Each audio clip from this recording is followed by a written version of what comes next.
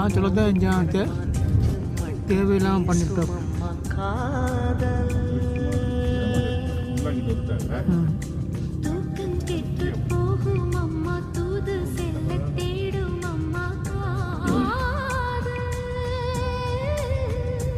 ஆணுக்கும் பெண்ணுக்கும் மந்தையே போதிக்கும் காதல் தினம் தேவை.